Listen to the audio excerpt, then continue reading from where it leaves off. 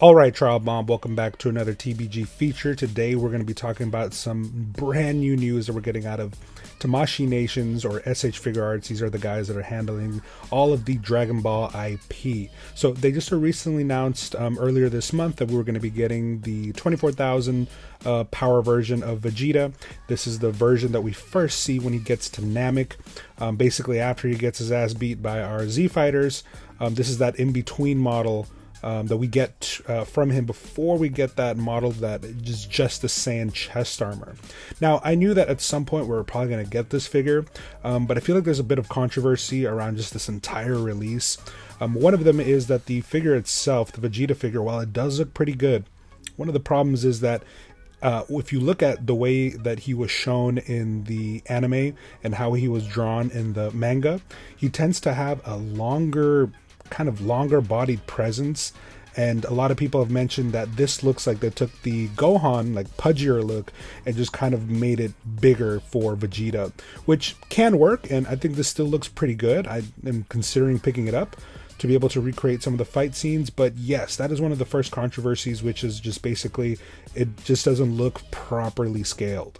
Now, once we are shown these promotional figures, we're basically not going to see this specific figure change much at all. Usually that prototype that we see is usually pretty close to the final thing, so something like proportion is probably not going to change. So this, if you're a fan of this look, if you're a fan of some of the scenes that he's in, this is kind of going to be the only way for you to have this figure, unless you go another route for another figure that I'm not aware of that exists of this version of Vegeta. Now, there's two specific things that I was going to talk about. I'm still going to talk about them today, but I was going to try to make you guys a video on a prediction of who's going to be announced next. I ended up being right, and you guys probably already heard about this as well, but we're getting Kyewi. I've always wanted a Kyewi figure, so this is really nice to get. However, it still also sparked even more controversy within the communities, and the main reason for this is that Kyewi is, while a fairly prominent character, he's basically a D-list character, right? We only get a few versions of him, or should I say a few scenes of him, but he does serve his purpose in the show, and I always liked this character, so it would be really awesome for us to get this in hand. But it still, again, caused a lot of people to basically say, hey, there's other characters that we've been asking for, why get this guy?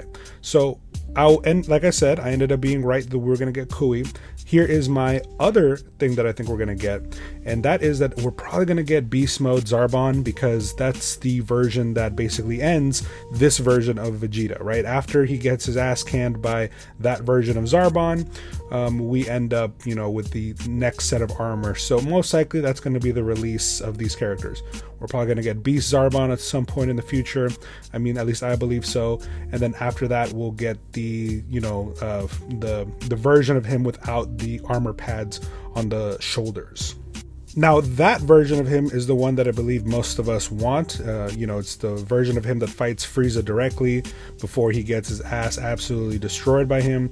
No pun intended, but yeah, that's the one that I think all of us picture of when we think about Vegeta the most. So I am hoping that we'll get that as well, but here's the real thing about this whole entire release, right?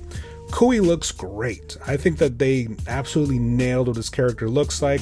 He has good articulation, the armor looks great, the skin tone looks awesome. They really captured his essence in figure form, and I am incredibly happy to be able to recreate some of those scenes that he's in. But this is a really important moment, I think, in SH Figuarts history for Dragon Ball and Dragon Ball Z in general.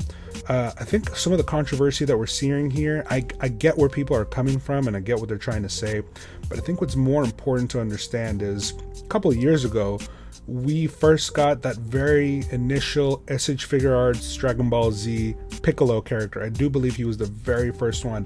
At least he was the very first one that I saw at the Saramani Toy Show, and I bought him and I was like, oh my god, this is incredible, this updated version of the Dragon Ball characters that I used to play with as a little kid. Man, they need to make more.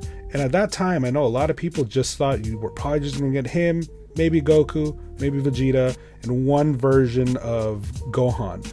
But yet here we are, 8 years later, 6 years later, and we have the entire Ginyu Force, Raditz, Nappa. We have multiple versions of Frieza. We have, multiple characters spanning from DBGT to, DB Super. I mean, it's just insane the amount of things that have come out. This has been quite the golden era for us Dragon Ball Z and just Dragon Ball fans in general to be able to get stuff that we never thought we would get.